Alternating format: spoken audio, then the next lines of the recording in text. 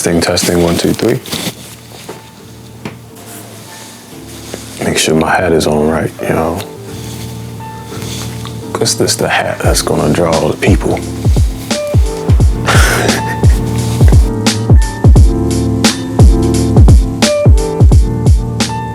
What's up, y'all? My name is Nathan Miller. I'm an artist, photographer, writer, and entrepreneur. Biggest thing, I am from Chicago, specifically the South Side. I'm starting this here YouTube channel for the purpose of sharing my favorite verses in the Bible, and in that sharing, sort of breaking down what they mean and how they can be practically applied. And to be transparent, this is also a way for me to sort of get out my newsletter. So I just started a newsletter titled Yet on Substack, and the link for that is in the description below, and I'll talk more about that. So this first one is going to be from the book of Ecclesiastes, which is not just one of my favorite verses, but it is one of my favorite books of the Bible. Ecclesiastes, full of wisdom and poetry, which is very beautiful. And it's written by King Solomon, who is the writer of many of the wise books of the Bible. So like Ecclesiastes, Song of Solomon, Proverbs, a lot of these are attributed to King Solomon, who was the son of David, and the one who sort of asked God for wisdom, and he definitely gave it to him.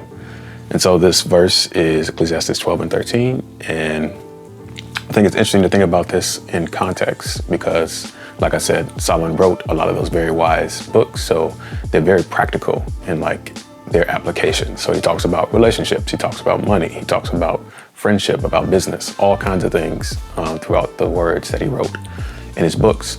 And this is sort of like the last book that he wrote, Ecclesiastes, and it's one of the last verses in the last book. And it sort of synthesizes everything. So he sort of gets to this point and gives us this wisdom. Again, this is Ecclesiastes 12 and 13. It says, "Let us hear the conclusion of the whole matter. Fear God and keep his commandments, for this is the whole duty of man."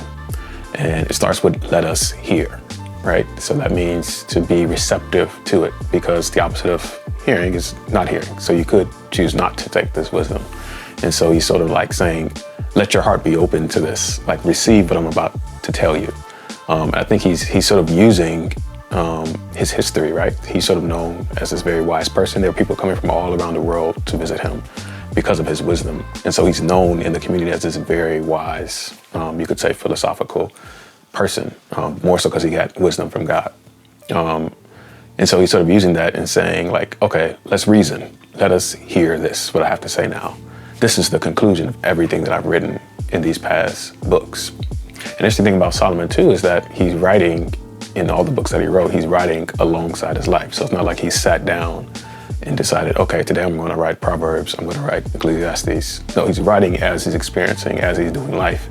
He's, taking account of the things that he's thinking about. And so you can sort of get a glimpse into his head as you read his text.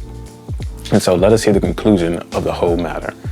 Fear God and keep his commandments. And that word fear is separate from an emotional fear, which is I'm going to be afraid of God because, I want to dance in a certain way, not to offend him. I don't want to go to hell. But more so, this is a reverence, to be respectful and to be in awe of God. And I sort of think about it in the way you might, and I do too, respond to someone that we admire, right? Think about somebody you really respect. That could be an authority figure, your boss, your mom, your dad, your guardian, whatever. If they ask you to do something, there's a certain amount of seriousness that you take with that because of who they are, what they represent. And how much more so is that with God, right? And it makes sense too that he says, fear God, and follows it up with keep his commandments, right? Because now you sort of understand the why. It's a dynamic that he's sort of creating. So fear God, keep his commandments. And the last part is, for this is the whole duty of man. And I think this bit is really important, especially I think in our current generation. There are so many blogs and books and people that are representatives of how do you identify your purpose? What's your purpose? How are you going to monetize and reach the masses? And I think Solomon here just gives it very simply and for free, which is fear God and keep his commandments. And on its face, it may sound just be Christian, or, preach the gospel. But that might not be your calling. You might not be called to do ministry or to teach, preach, whatever. But I think it is a certain amount of peace that we can get from that, in that search for purpose, in that search for like, why am I here? What am I doing with the things that I'm doing, and to what end?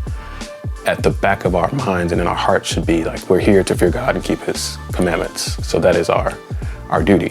And that can help direct all of our choices in whatever path we choose, whether that be a writer, a photographer, a 9-to-5 desk job, a doctor, whatever.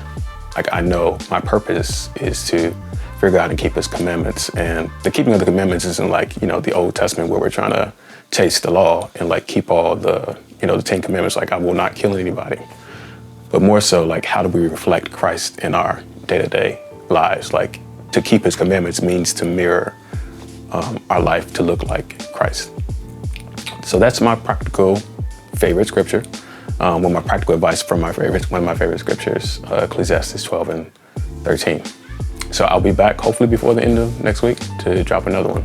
And if you are interested in my newsletter, which includes, again, a lot of writings about my personal work in photography, and just like as a creative and entrepreneur, and writings about the Bible, please follow it. The description is giving you the link. Till next time, y'all. I'm Nathan. Peace.